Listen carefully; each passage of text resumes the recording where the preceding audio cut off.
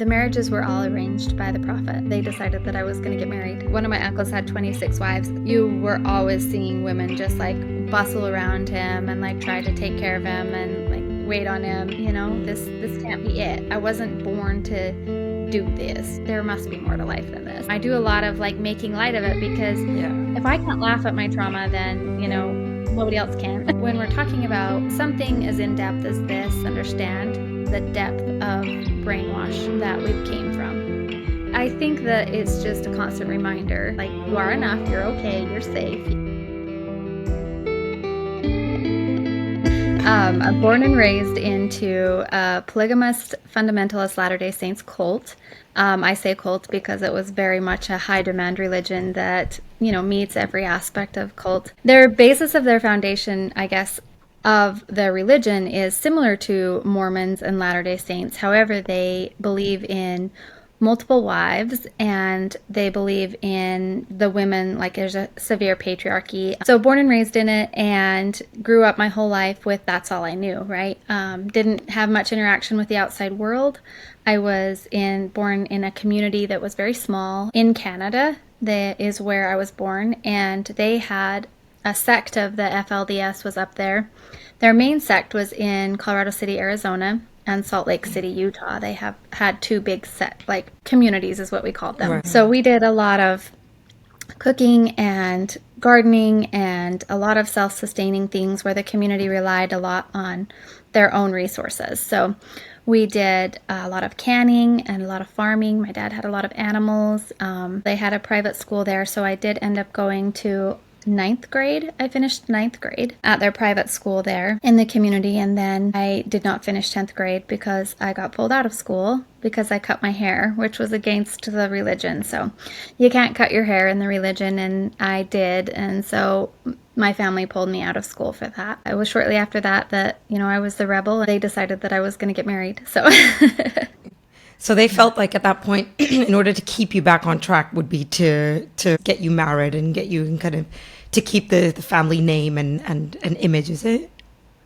Yeah, and that was kind of the goal. Like what we were taught growing up was like you want to be able to be a wife, and that's just like the most privileged thing is to be worthy, I guess, of becoming a wife to, you know, a priesthood man. And you're always like taught that polygamy and plural wives was the way it was, and that was all you knew, right? We knew many people that had many wives, and you just, you know, accepted it and loved it, and that was what you were. It was familiar to you, right? Mm. When I look at it now with my perspective from the outside world, I'm like, whoa, that's so strange. Right. But growing up in it, I had nothing to compare it to, so it was normal. Right. I just want to go back a little bit more about what is the FLDS for listeners that might not know about it. Probably more likely to hear about Mormonism. We're probably more likely to hear about the LDS, but the FLDS is sort of like a strand from both of them. How does that work? Yeah. So Mormonism and LDS are the same in one of itself. They call themselves that, but Fundamentalist LDS, so FLDS, is what the group that I was born and raised in was, and they were a break-off of it back in the early 1900s or late 1800s. Then they broke off. Their main differences is that the FLDS still believes in polygamy, and the Mormonism went a different direction, and LDS is like, no, we don't believe in polygamy, and we're not going to practice that anymore. So they kind of phased it out. There was a prophet change in the LDS, and the FLDS leaders didn't really agree with that, and so they kind of split off and started their own little sect. Yeah. And it spread, which is kind of weird. I don't really understand fully how it got from Utah to Canada, especially back when there was no internet or no phones and those kind of things. Like, how did you guys like get in the covered wagon and trek to Canada and find some people? Yeah, the fact that it did kind of spread like pretty far out means that there was obviously some kind of influence, or I guess it's Jeff Warren that kind of initially started the Fundamentalist and who probably had his people to kind of help spread it as far as possible. And I guess this is generally one of those core foundations of a lot of cults is like try to spread the word, spread the gospel, spread the idea, spread the prophecy as far as you can to anyone that will kind of believe in it, because this is how they make more money. This is how they grow the group. Yeah, and Warren Jeff's father was the leader before him, and he kind of Warren kind of groomed himself into becoming the leader and like groomed, I guess, the whole audience and the whole following into that. And so when his father passed away, he kind of just like took over. And after when Warren took over, there was some pretty severe changes. And that's around the timeline is when when I left, when those severe Oh, changes were right. happening. And it was wild because Warren Jeffs is insane. Yeah, yeah. Before we do get into that, though, I do want to know a little bit more about your like early years. Were your parents also kind of in it from really early days, or was it something that they made that initial choice to do? No, like as far back as generations as I know, were part of it. And so my parents were, my grandparents were, their parents were. I think at that point, like my great grandparents that were part of settling in Salt Lake and like that kind of stuff. But I don't know all the specifics completely. But they were definitely born and raised in it. It's all they ever knew. My parents got married when my mom was 16 as well. So it was just like, that's what was expected. So it was everything I grew up learning. Like we would go outside the community for like doctor appointments or dentist appointments or things like that, but we didn't have interaction with the outside world at all. Like we didn't have TV, we didn't have like anything like that where we weren't allowed to watch movies. So we did a lot of crafts and playing outside in the forest and things like that. But overall, it was a good childhood. It was just very different than your typical one. Yeah. You mentioned that you did go to schooling, but I'm guessing that was also a FLDS school where you were taught the practices of the FLDS. Can you talk to me a little bit more about, yeah, what were you being taught? Yeah, that has been a big part for me and a big aha for me. So when I had left a couple years after I left and I wanted to go to college, I figured out how to go to college and like asked them how to do it and took my placement test and all those things. And then I was sitting in my first English class and they were like, okay, English 101, we're going to write an essay on the Holocaust. And I was like, well, what's the Holocaust? Oh, And I just wow. asked that like in the class and everybody laughed at me. And I was like, so I'm supposed to know what the Holocaust was, like, and it was just like, Yeah. oh my gosh, like I actually don't know what the Holocaust is. And it was, before the internet had really taken off. It was like 2004, 2005. Right. And so on my way home from school that day, I stopped at the library and like was looking at books about what the Holocaust was because I didn't know. And I was like, just I was blown away because I'd never heard anything about it. I'd never like read anything in the history books. I'd never been exposed to any of it. And then here I am sitting in a library on the floor reading these books of all these horrific things that had happened. And I'm just like, Right. I was not prepared for Yeah. that.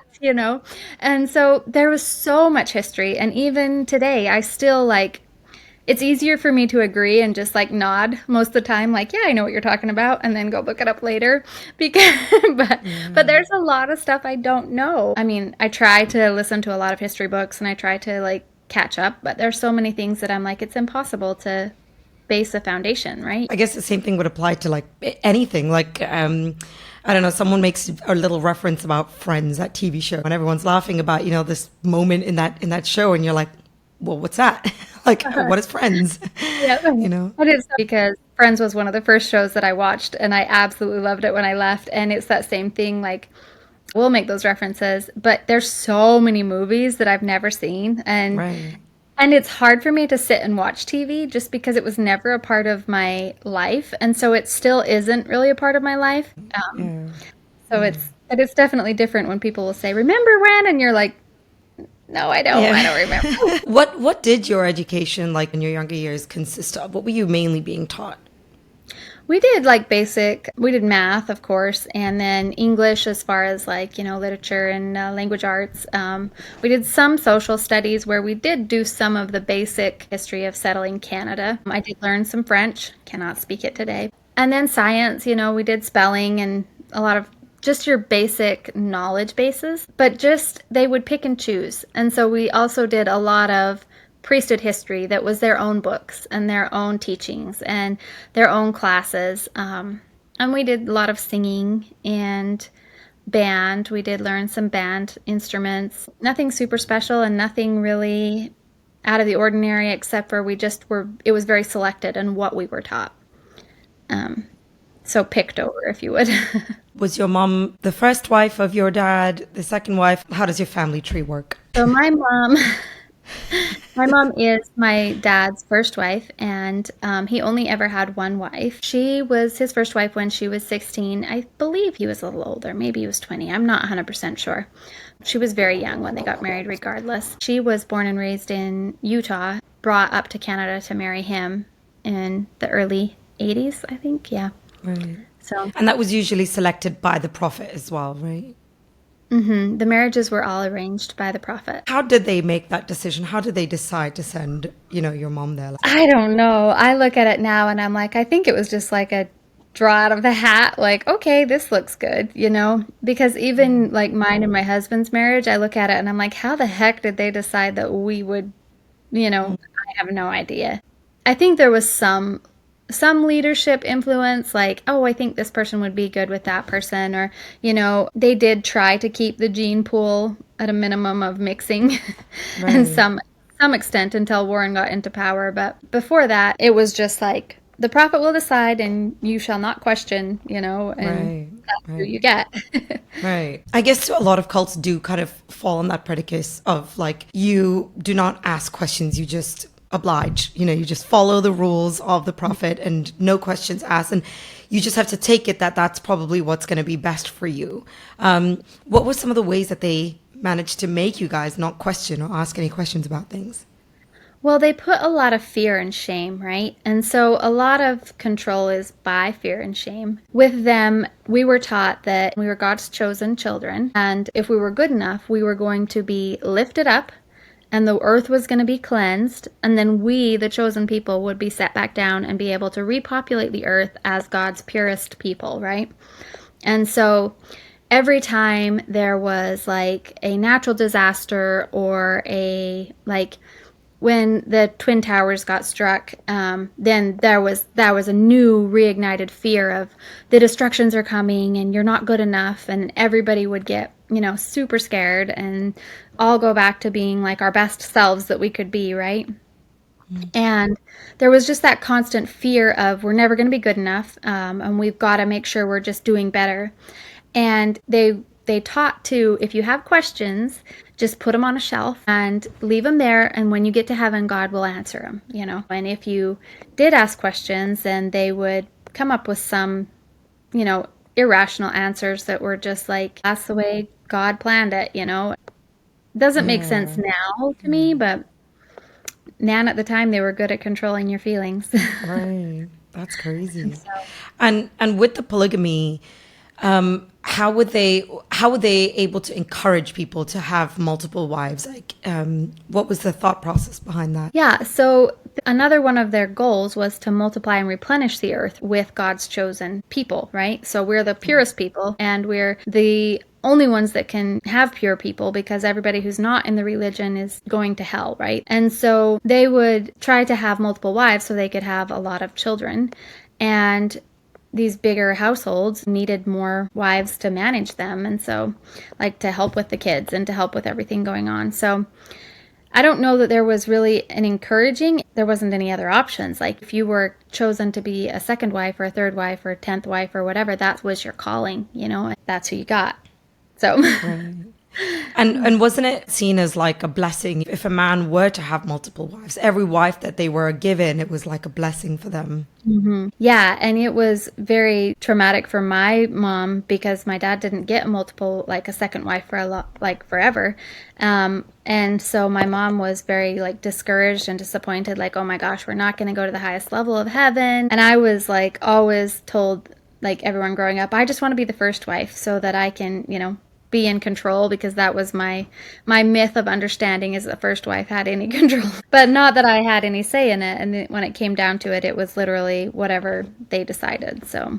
And what was it like for your dad, though, not being assigned a second or a third wife? Like, how did he experience that? I think it was disheartening to him too, because he did try. And when you're in that and that's your goal, and yet there's no guidance or feedback on why, I feel like it was disheartening to him at times. And whenever they would do a whole bunch of weddings or anything and other people would get second or third wives, then it was like disappointing to us, like as kids, because we were like, oh my gosh, like, nope, our dad didn't get one, like that was like what we were Right. hoping for, even though I'm like so grateful he didn't, because there's like not good stories. So I'm like, oh, I'm so glad he didn't do that. Yeah. That's just, it's But so crazy to hear, right? Because in the outside world, like monogamy is the thing, right? And, you're almost being told that, like, you will be rewarded with a wife if you do good. So naturally, you're going to think if, you're not doing enough if you don't have a second wife. And so, yeah, it's just that mentality. I guess it also kind of, to an extent, makes sense because it was arranged. There was no aspect of love in there at the very beginning, at least when it first started. And so it was easier to sort of like accept a second or a third wife.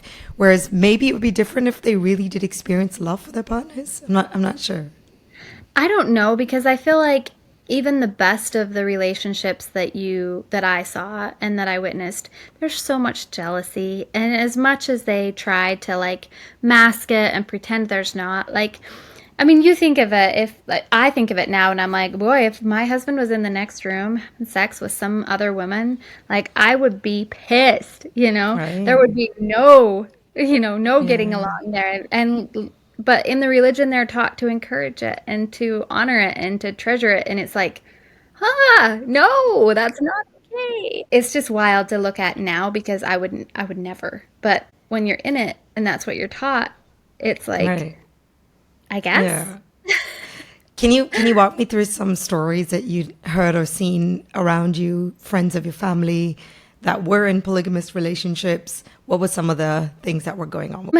Well, one of the most common ones that I saw is just the women always trying to get the man's attention, right? When you've got multiple wives and they're waiting on you hand and foot, they're Right. they're always just going above and beyond trying to get like the man's attention and be the good wife, and so that was mainly what I saw in a bunch of the families. Or the opposite, I would see one of the wives carry the load of the household and like carry the load of the kids, and then the husband would have this by far favorite wife, where that favorite wife would go with him everywhere, and the one other less favorite wife would be left at home, taking care of the kids and like doing all the household stuff. So, and that you couldn't really hide that. Even as a child, like I noticed that in families where I would be like, oh, that this mom sure is doing a lot more than that other mom.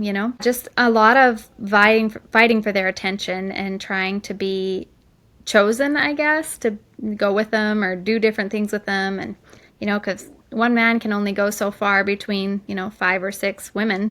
One of my uncles had 26 wives. So in his household, it was like you were always seeing women just like bustle around him and like try to take care of him and like wait on him. And it's just, it feels icky now looking at it, where I'm like, how could you feel like that was right? As a Right. man, getting all these women to fight for your attention, like it Yeah. was so unfair for all of them. I thought that the only person that had 26 wives was the prophet. I mean, not Warren. Yeah, I think it Yeah. was even Jeff Warren and even his father that had like 26 wives. I did not know that that was something that even members of the FLDS would and could have. Yeah, most of them had like maybe 3, 4, that around that. Like some of them would have up to 10, but there was a few of the elite ones that did have, the 26 and up. So, And how many children would they have on 26 wives? um, I know that my uncle has over 150 biological children. So Oh I my know that gosh. he has that many, but I don't know all of the other families that do and how many they have. But I think when we calculated my husband's out, I think his dad has 26 children and he had 3 wives. How many siblings do you have? I have 10, so my parents have 10. So it's Wow. wild. Yep, I'm the That's second oldest, crazy. so I did a Wow. lot of diaper changing and babysitting. So yeah, I would imagine that that would be sort of like the role of the older sibling, especially in a really big one, would kind of take on a little bit of a motherly role. And in a way for the church, it's also encouraged because then you're training how to be a mother to your own children. So it kind of just folds naturally. Yep, it does. And I have like done a lot of helping my siblings even because a lot of them are out of the religion now and I've helped like help them leave and help them, get established and raised them essentially. And so I took on that motherly role and I had to kind of separate myself from it when I became a mother. I have to take care of my own kids. Like I can't be my siblings' mom and like I need to prioritize my children. Right. And it took a lot of years for me to set those boundaries and to figure out how I was going to do that because I felt responsible for a lot of them for a lot of years, just because I did help raise them from Right. infants. That's true. So. Walk me through some of maybe stories that are really significant, moments that are really significant, that really stood out to you while inside the group. Maybe you can start with the religious ones. Well, I think a lot of it still haunts me. There's still things that I go back and I'm like, I still can't believe that we did that, right? There's a very big patriarchy of just like the women worship the men and the men decide all the things. And you're taught that from infancy. Like if your father says yes or no, then he's right, and you have to do what he says, right? There's no questioning. And so you're taught that too from a very young age to not question a man, not question what they say, just do it, right? Which I think is so dangerous, right? Because there's so much control that the men had that was abused.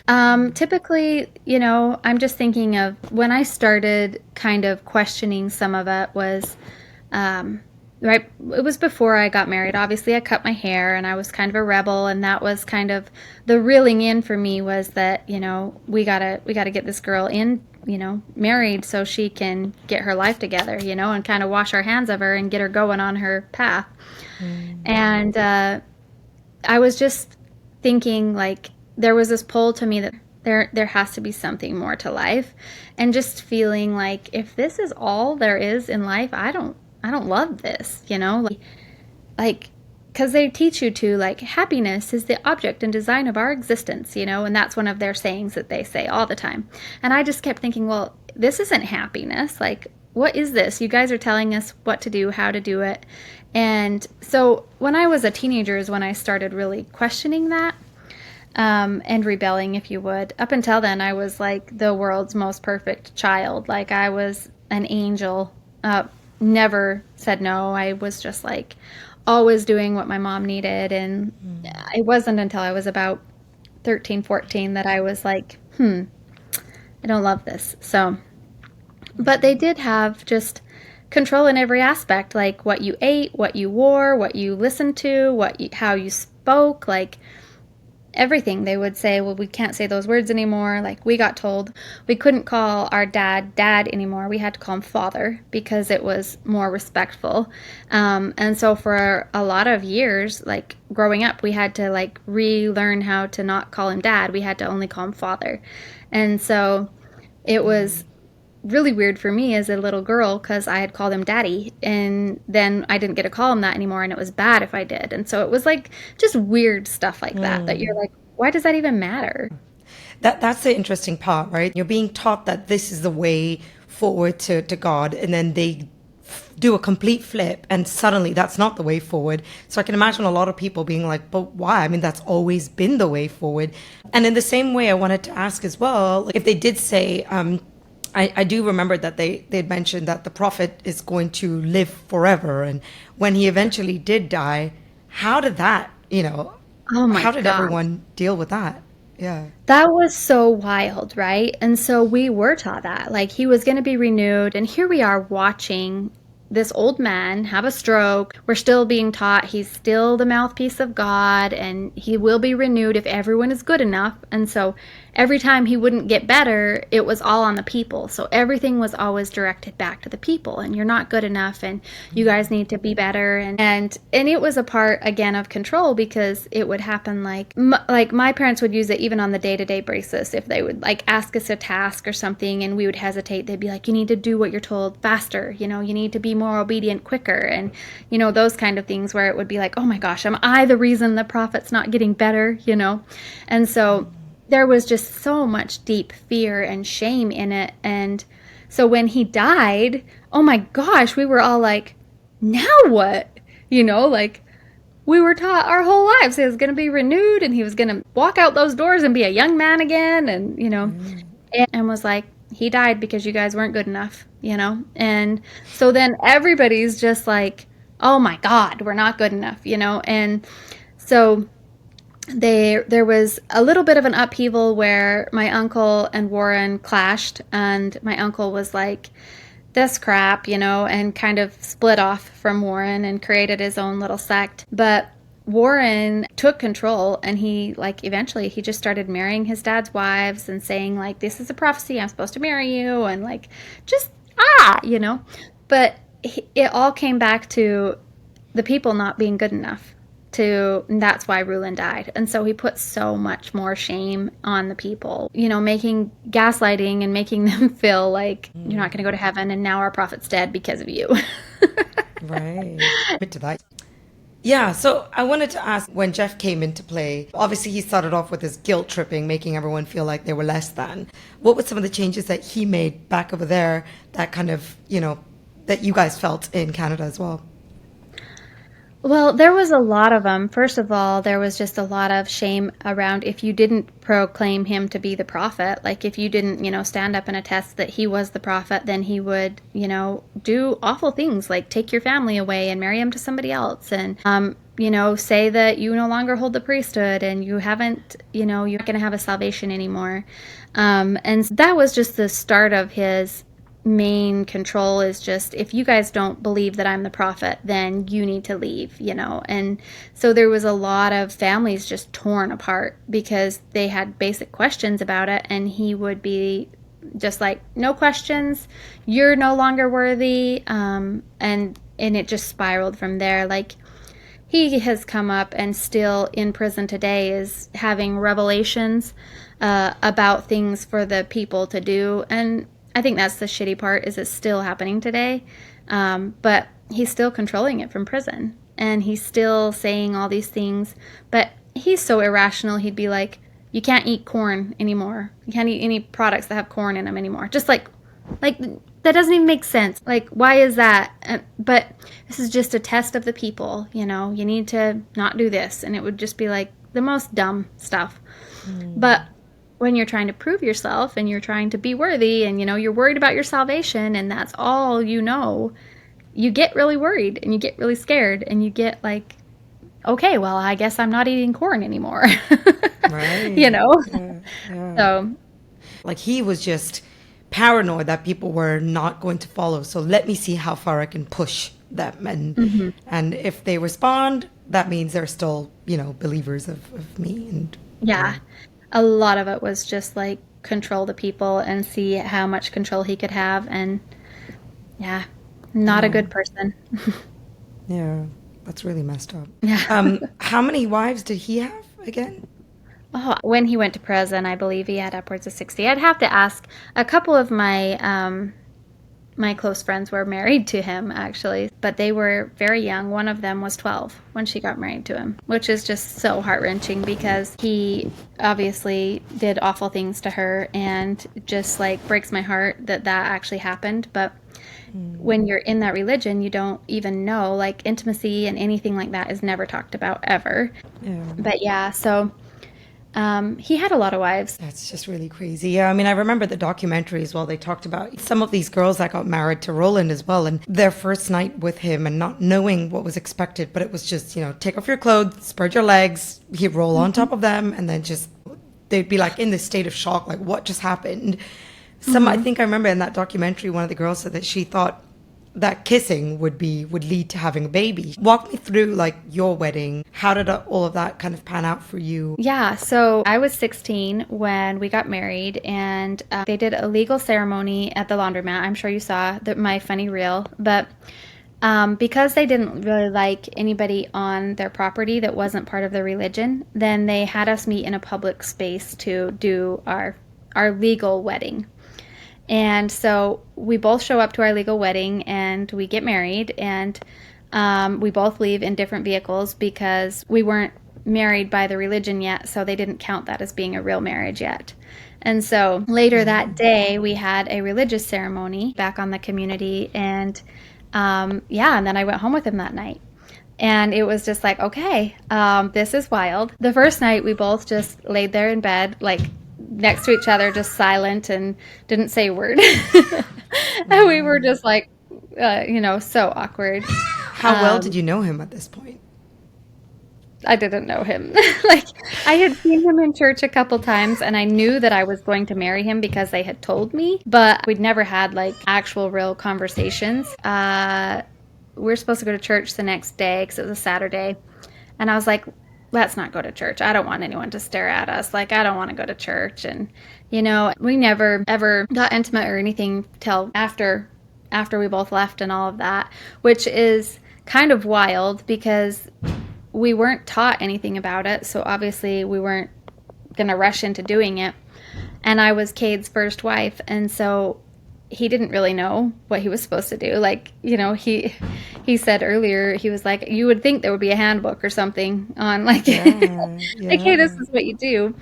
But it wasn't until a year after we were married, when we had both left the religion and we got together outside of the religion, that we were like, oh yeah, that's what this is. But I know that there's several girls my age that, again, just like you said with Rulin's wife, got raped on their wedding night, and it's just awful.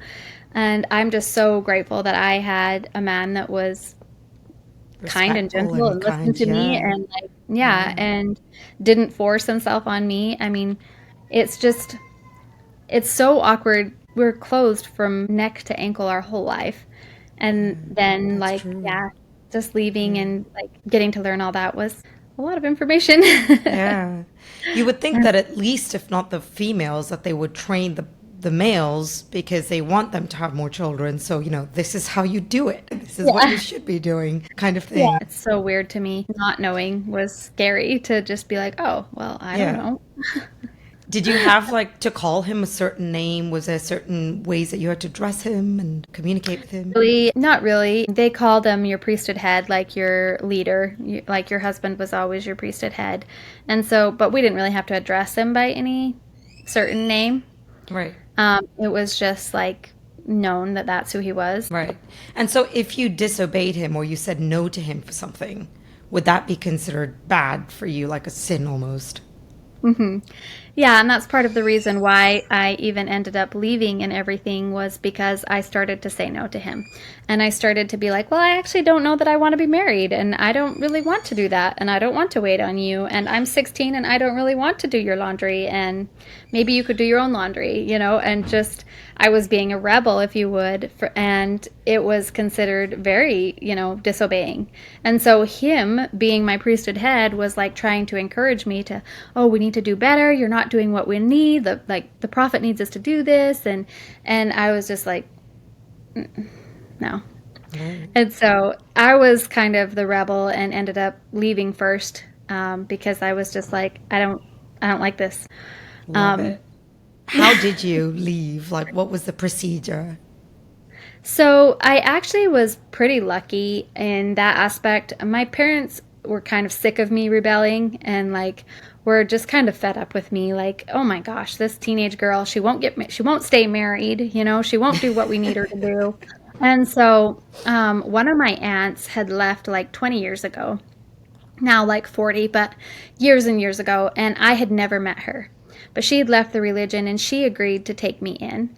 And so my parents just took me and dropped me off at her house. So I had never met her, and I'd never ever seen her in real life. And they just took me and dropped me off there because she said she would take me in. And so a lot of stress for me to be like, oh my gosh, this is a whole new world. But so it was a little bit easier for me to leave, I think, physically than a lot of the girls. But emotionally, it was really, really hard to grasp that what I was giving up was forever, and knowing that when I left, I was leaving all my friends, and I was leaving everybody that I knew, and I was leaving my family.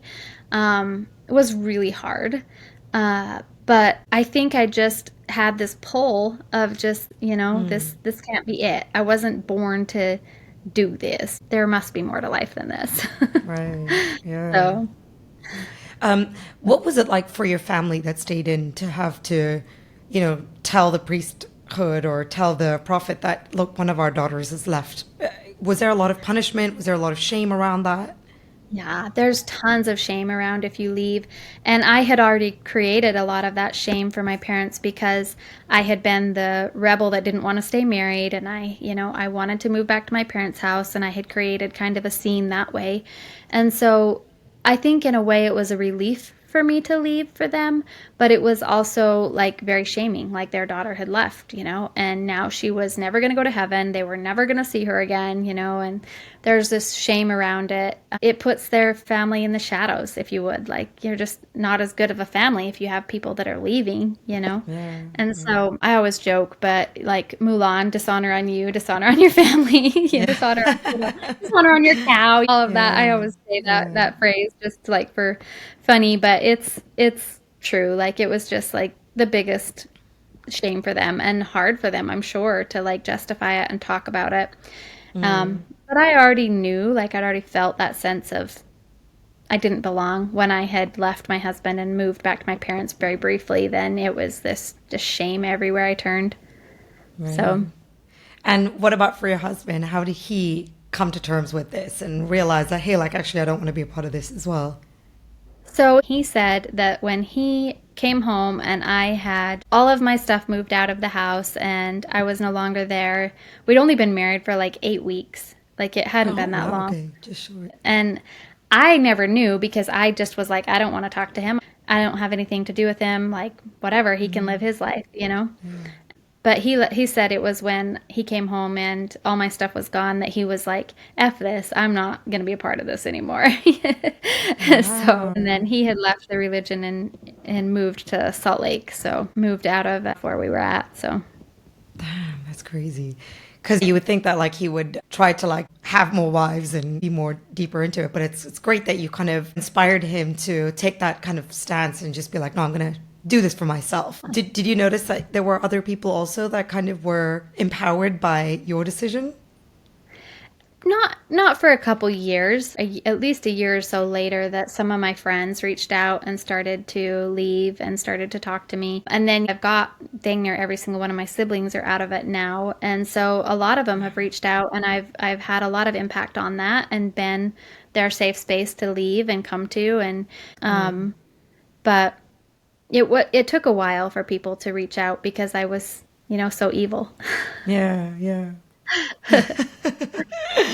How long did it sort of take you to accept that you're gonna be fine outside of it?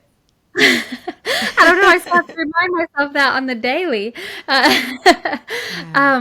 It's a constant thing. I talk to my husband about it a lot, and we do a lot of I say a lot of self therapy with ourselves. It took me a long time to feel comfortable making a decision, to feel comfortable in my own skin, to even be able to not need Cade's constant approval, not need my husband's constant approval to feel okay with that. So I don't know if that I ever will be like, oh, I'm good now, I'm healed, but I think that it's just a constant reminder for me of just like, you are enough, you're okay, you're safe. Because when your whole childhood has been built around such deep fear and shaming, it is in your soul that you have to keep reminding yourself, like, I am safe, right? I Yeah. am okay. And it's hard. It's a lot. And there's a lot of therapy and a lot of things you can do, but when it's an ingrained belief, it's really, really a lot of work to get over that. So Yeah. Um, I know there is a thing called deprogramming therapy. Is that the kind of therapy that you took? And can you walk me through how does that work? I actually haven't done deprogramming therapy. I might need to still. I did a lot of like EMDR and I've done a lot of talk therapy. I'm talking like nature therapy. We do a lot of mountain biking. We do a lot of hiking. We do a lot of getting outside with our kids. And we do a lot of self therapy with ourselves. Like I said, we talk a lot about it. When we're talking about something as in depth as this, I think one of the reasons that mine and Cade's marriage has worked out is because both of us understand the depth of brainwash that we came from, right? Both of us understand the fear and the shaming and all of that. And so we've worked hard and We do a lot of joking about it. And I'm sure you saw my Instagram. I do a lot of like making light of it because Yeah. if I can't laugh at my trauma, then, Yeah. nobody else can. Oh, that's But true. a lot of it has just been a learning process. And I think one of the biggest things we focus on is that we're not going to pass this on to our kids, and our kids are not going to have to deal with this. And so we've just been so solid in stopping it and breaking the cycle and figuring it out how to break every cycle that we possibly could. Every financial barrier, every education barrier, everything that we could for our kids, that we didn't have that support in, that we had to figure out from the ground up, and that we've had to learn from absolutely nothing. It's kind of amazing. We've both put ourselves through school. We helped each other with that. I have a master's degree in nursing, and Cade is a life flight air medical pilot and flies helicopters. And we have just like done so much work as far as even that goes in just providing a better life and creating a better life instead of just wishing we could. I think a lot of it is action versus sitting and talking about it too, is we've taken a lot of action. So, I mean, I got to give you credit because, I mean, life for a person, I mean, I was born and raised in a city. I was exposed to everything under the sun. And there's still things that I struggle with, And so I can imagine, like, for you, you've literally lived two complete different worlds. To have to shed certain understandings of the world or certain beliefs that you were taught were bad, it's really hard as an adult, because the more we age, the more we become more set in our ways and in our mentalities. So to have to do a complete 180 shift is hard. And then to have children and understand and accept that they might have completely differing opinions, and they're going to stand up to you and be like, no, mom, like, I don't agree. For you to have to be okay with that and celebrate that as well is, I can't imagine it. I just can't imagine it. yeah. I really can't it's imagine it. It's definitely just exactly like you said. It feels like two different lifetimes. Like I look at my life in the religion and my life before me and Cade, and it feels like I feel like I should be like 50 or 60 years old, and I'm only 38. And I'm like, I feel like I have lived enough lifetimes in all of this that I should be like at least 60 years old. Like, come on. But Yeah. I also look at it, and I think that when my kids do stand up to me, and when they do push back, I celebrate that, in that I've created a safe space that they can, because I was never allowed to do that. I was never allowed to have a voice, and I was never allowed to question. And so when my kids question me, I'm excited. And yes, there's sometimes where I'm like, shut the fuck up and just do what I said. Like I want to be like, no, just do it because I said. But then I'm like, no, just look at it as you've created a spot that they feel safe enough to challenge you, and you should be able to answer those questions and have a reason why. It shouldn't just be because I said so. Um, I don't agree with that on parenting, and so it's wild to think what you can do in one generation, right? Yeah. And it really makes me like question the narrative where people are like, well, your parents did their best, and it's just like, did they?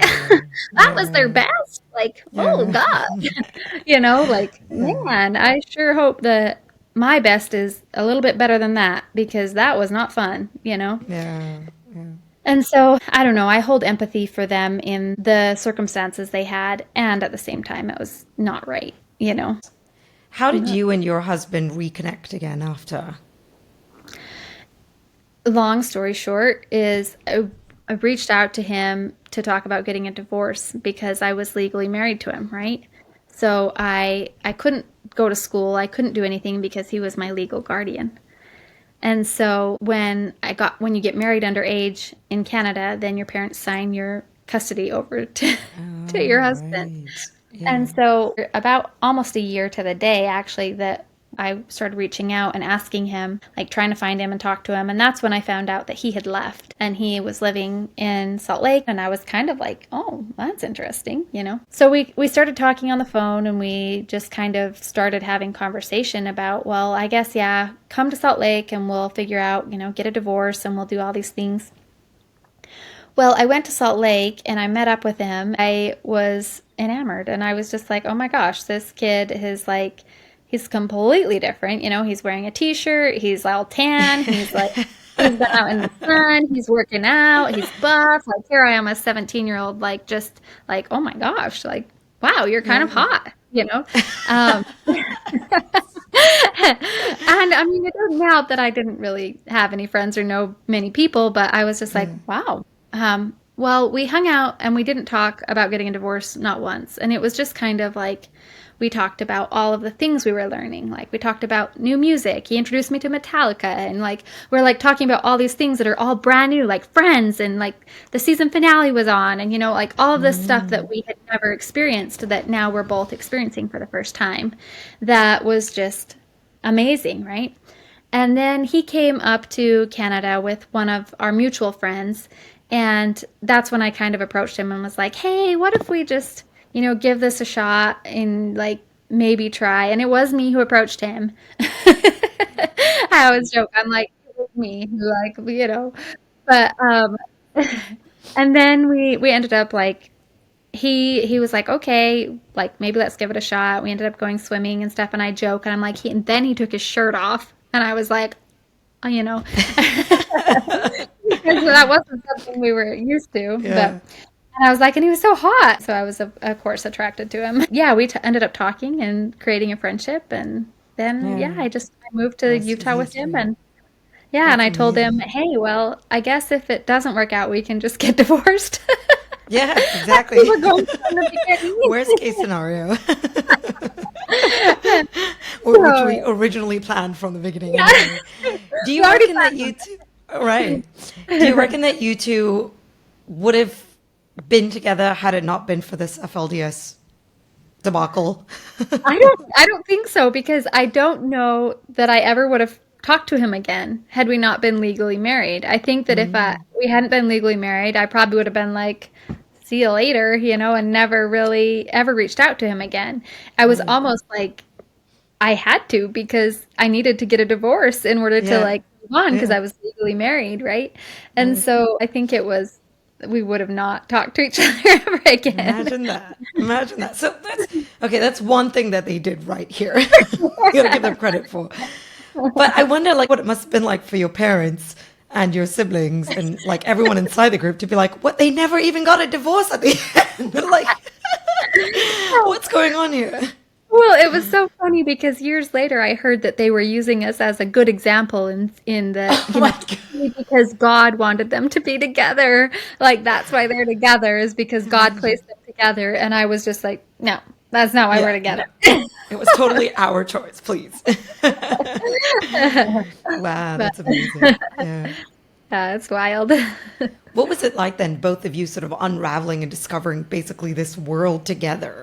I guess it must have been kind of like calming, like he must have been a comfort place for you because you had so much familiarity and you had a history, being in the group and out the group. Yeah, he was very calming for me. And he's always been, and I say this, like, even through all of our, struggles, if you would, he had always been super kind to me. And he'd never been like aggressive or rude or like demanding.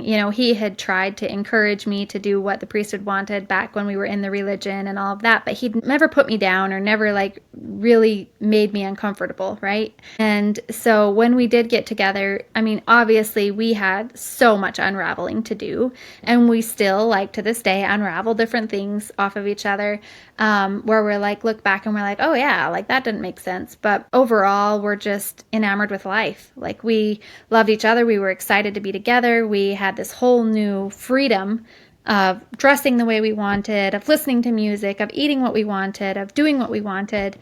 And obviously got pregnant very quickly because we didn't know about birth control. So we have a 19-year-old. We're very excited about life. And then we got pregnant and we were just like, oh my gosh, now we're going to be parents and we got to figure out how to be parents in this life. Yeah, it was a lot of work and a lot of like figuring things out as we went, and a lot of struggle and a lot of growing together. I think that it's still a process in what we're doing though. Like I think we're still learning and growing and um yeah, just trying to be the best we can for our kids. Yeah, yeah. But What would you say was like one of the hardest things you've had to kind of deal with on a personal level on coming out?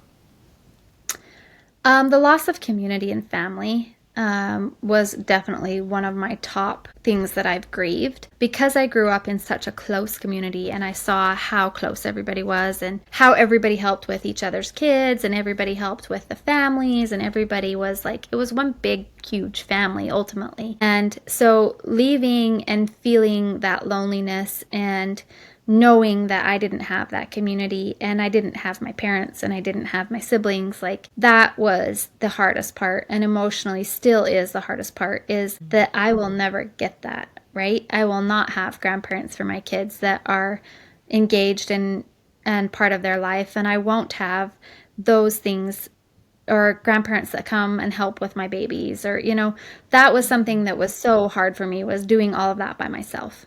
And at the same time processing all of the newness of the world and figuring out how to go to school and how to do all of that, and doing school with young children. But doing it without a community and doing it without family was actually just so damn hard, because I'd seen the support that there could be in community. And that was just, it's still like, I'm like, where is my effing community? Like, I need a community, and I'm still like trying to build that and find that, but it was really difficult for sure. Ange, I'm going to ask you one last question before we end that. Last question. For anyone that's sort of getting to know you today, what are some things that you would want them or hope that they would know and understand about you kind of coming out and going through the life experience that you've gone through? I would just hope that they would approach with empathy for not really understanding what it's like to be brainwashed. And for me, like, one of my biggest things is I always try to find the good, and I always try to find joy. And in therapy, I learned it was called glimmers. That's my brand is glimmers, but glimmers are the opposite of triggers, right? And so when you have triggers, they're bad things, but glimmers are those little glimpses of hope. And for me, I've just focused so hard on finding those, even in the hardest and deepest and darkest moments, of just finding something to be grateful for and finding little things that just will spark joy and keep going along the way, and finding the good. And I know it's not possible, and I'm not talking like toxic positivity where it's like, just be grateful, I'm not. I'm talking about authentic, like, you know what, let's just find some little tiny little thing to be grateful for, But yeah, just that I've been through a lot, but that doesn't define who I am, and I'm so I don't know. I love that. Share the work that you're doing right now with us, and your socials and everything. If anyone wants to learn a little bit more, how they can reach you. Yeah, sure. So I'm actually working on a book. So me and Kate are co-writing it, and so we're excited for that to come out. But my Instagram's Ange MFJ, and then I also have TikTok, which is Cade's Babe, so CADESBABE. I have a company called Glimmers where we focus on bringing joy, and I have clothing that I designed that sparks joy. Also, I work as a nurse, so that's who I am. Well, congratulations to you, honestly, for like how far you've come and how you've really turned adversity into something really beautiful. Hats off to you for that. Thanks for being on Multispective and sharing your journey with us today. Yeah, thank you for having me. If you enjoyed the episode and would like to help support the show, please follow and subscribe. You can rate and review your feedback on any of our platforms listed in the description. I'd like to recognize our guests who are vulnerable and open to share their life experiences with us. Thank you for showing us we're human. Also, a thank you to our team who worked so hard behind the scenes to make it happen. Lucas Piri, Stefan Menzel. The show would be nothing without you. I'm Jenica, host and writer of the show, and you're listening to Multispective.